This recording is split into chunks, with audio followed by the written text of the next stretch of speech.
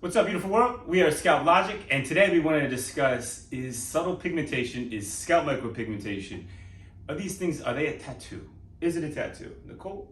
Okay, so I'm gonna say no. And the reason why I'm going to say no is because we are not going the depth that a tattoo artist is gonna go. Now, when you go get a tattoo, you go in one time, you get your tattoo, and that's it, you're done. With our process, it's a gradual buildup. Okay, I love that. Yeah, I wasn't ready for that.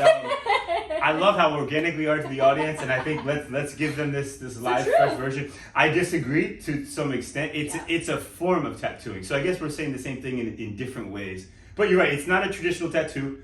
It's in so many ways different from a traditional tattoo in the depth, mainly. 100%. Yeah. And tattoos change colors. And really what we're saying is, and I think where you're operating off of emotionally, is how hard and delicate, like the precision.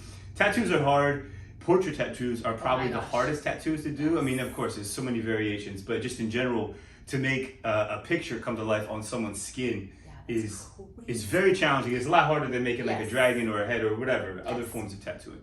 With that said, S&P, and especially subtle P, the way we do it, it's very, very hard. It takes a lot of focus and attention, and not everybody's worthy. We see a lot of people trying to do it, and not everybody is willing to give the patience, and not everybody can do it. Exactly.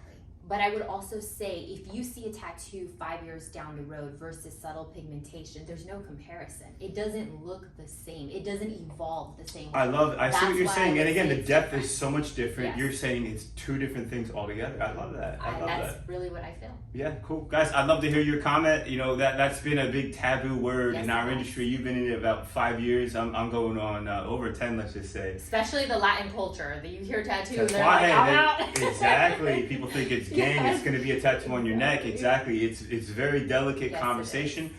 In my opinion, I was very liberal, very loose. And I remember, gosh, probably 6, 7 years, we're in 2022. Probably about 2015, 2018, I shook the industry up. I remember a lot of people said some unsavory things about me because I just said, hey, this is a tattoo. Let's stop lying about it. Because all the marketing was making it seem like it was something completely different. Like you go in this secret lab with like alien technology. No, I mean, it's not that deep. I completely agree with that aspect, but it is a different It's a needle. And it's making, you're depositing ink, you're making a hole in skin and ink is falling in, right? And you're making art out of that action. I would say it's in a different category. You don't look at microblading and say, oh, that girl's eyebrows are tattooed. Like, it's just not the word that we use. It's cosmetic tattooing. It's like leveled up, essentially, right? And I say subtle pigmentation is 100% in a different category. There you have it, guys. Thank you so much for watching. Thank you, guys.